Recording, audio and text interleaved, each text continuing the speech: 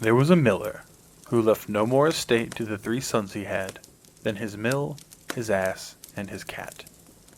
The partition was soon made. Neither the scrivener nor attorney were sent for. They would soon have eaten up all the poor patrimony. The eldest had the mill, the second the ass, and the youngest nothing but the cat. The poor young fellow was quite comfortless at having so poor a lot. "My brothers," he said, "may get their living handsomely enough by joining their stocks together. But for my part, when I have eaten up my cat and made the muff of his skin, I must die with hunger." The cat, who heard all this, but made as if he did not, said to him with a grave and serious air, "Do not thus afflict yourself, my good master. You have only to give me a bag and get a pair of boots for me, that I may scamper through the dirt and the brambles, and you shall see that you have not so bad a portion of me as you imagine." Though the cat's master did not build very much upon what he said, he had, however, often seen him play a great many cunning tricks to catch rats and mice, as when he used to hang by the heels, or hide himself in the meal, and make as if he were dead, so that he did not altogether despair of his affording him some help in his miserable condition. When the cat had what he asked for, he booted himself very gallantly, and putting his bag around his neck, he held the strings of it in his 2 forepaws, and went into a warren where there was a great abundance of rabbits. He put bran and sow thistle into his bag, and stretching himself out at length, as if he had been dead, he waited for some young rabbit, not yet acquainted with the deceits of the world, to come and rummage his bag for what he had put into it. Scarce was he lain down, but he had what he wanted. A rash and foolish young rabbit jumped into his bag, and Monsieur Puss, immediately drawing close the strings, took and killed him without pity. Proud of his prey, he went with it to the palace, and asked to speak with his majesty. He was shooed up the stairs into the king's apartment, and, making a low reverence, said to him, "I have brought you, sir, a rabbit of the warren which my noble lord, the Marquis of Carabas," for that was the title which Puss was pleased to give his master, "has commanded me to present to your majesty for him." "Tell thy master," said the king, "that I thank him, and he does me a great deal of pleasure."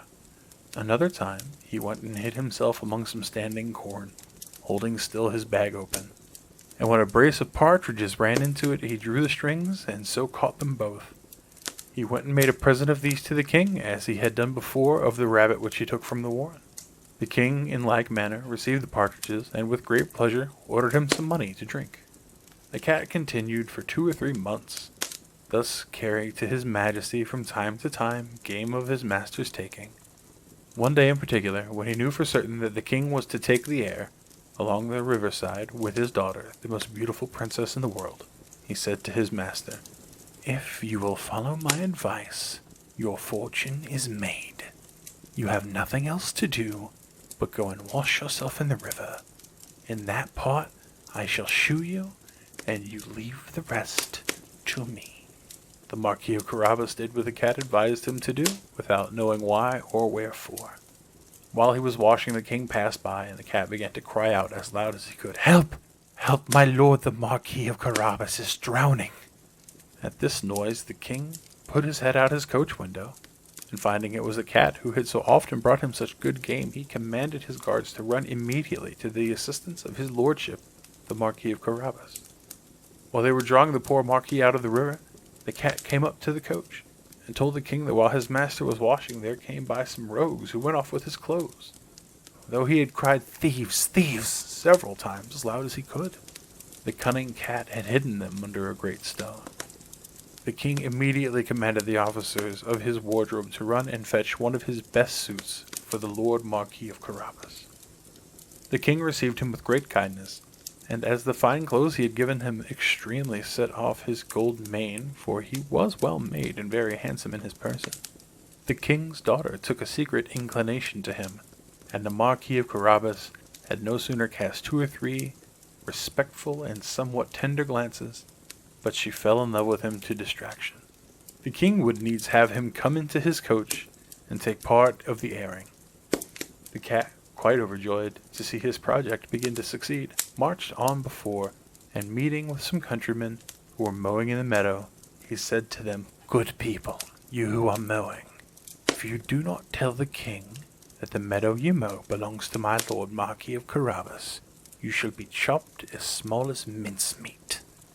The king did not fail asking of the mowers to whom the meadow they were mowing belonged. "To my lord Marquis of Carabas," they all answered, for the cat's threats had made them terribly afraid. "Truly a fine estate," said the king to the Marquis of Carabas. "You see, sir," said the Marquis, "this is a meadow which never fails to reap plentiful harvest every year." The master cat, who still went on before, met with some reapers, and said to them, "Good people, you who are reaping, if you do not tell the king that all this corn belongs to the Marquis of Carabas, you shall be chopped as small as mincemeat." The king, who passed by a moment after, would needs know to whom all that corn which he then saw did belong. "To my lord the Marquis of Carabas," replied the reapers, and the king again congratulated the Marquis. The master cat, who went always before, said the same words to all he met, and the king was astonished at the vast estates of my lord Marquis of Carabas. Monsieur Puss came at last to a stately castle, the master of which was an ogre, the richest that had ever been known. For all the lands which the king had then gone over belonged to this castle. The cat, who had taken care to inform himself who this ogre was, and what he could do, asked to speak with him, saying he could not pass so near his castle without having the honor of paying his respects to him. The ogre received him as civilly as an ogre could do, and made him sit down.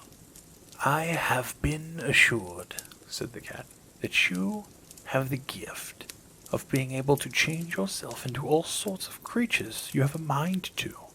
You can, for example, transform yourself into a lion or elephant and the like." "This is true," answered the ogre very briskly, "and to convince you, you shall now see me become a lion."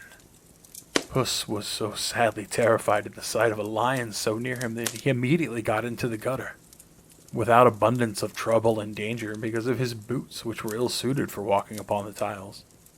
A little while later, when Puss saw that the ogre had resumed his natural form, he came down and owned that he had been very much frightened. "I have been moreover informed," said the cat, "but I do not know how to believe it, that you also have the power to take on you the shape of the smallest animals. For example, to change yourself into a rat or a mouse, but I must own to you I take this to be impossible." "Impossible?" cried the ogre. "You shall see that presently," and at the same time changed into a mouse and began to run about the floor. Puss no longer perceived this, but he fell upon him and ate him up. Meanwhile, the king, who saw as he passed the fine castle of the ogres, had a mind to go into it. Puss, who heard the noise of his majesty's coach rushing over the drawbridge, ran out and said to the king, "Your majesty is welcome to this castle of my lord Marquis of Carabas." "What? My lord Marquis?" cried the king. "Does this castle also belong to you? There can be nothing finer than this court and the stately buildings which surround it. Let us go into it, if you please." The Marquis gave his hand to the princess and followed the king, who went up first. They passed into a spacious hall, where they found a magnificent collation, which the ogre had prepared for his friends, who were that very day to visit him, but dared not enter, knowing the king was there. His majesty was perfectly charmed with the good qualities of my lord Marquis of Carabas, as was his daughter, who had fallen violently in love with him, and seeing the vast estate he possessed, said to him, after having drank 5 or 6 glasses, "It will be owing to yourself only, my lord Marquis, if you are not my son-in-law." The Marquis, making several low bows, accepted the honor which his majesty conferred upon him, and forthwith, that very same day, married the princess. Puss became a great lord, and never ran after mice any more, but only for his diversion. Thank you, my friends, for joining me for our story today. Your time is very precious to me. If you enjoyed our story, please like the video, subscribe to my channel, and turn on notifications. And share our little get-togethers with your friends. All of these things are incredibly helpful to get our stories out to more friends. I had such a wonderful time with you all today, and I hope you'll join me again tomorrow, where I will read a new tale and invite you once again to stay a while and listen.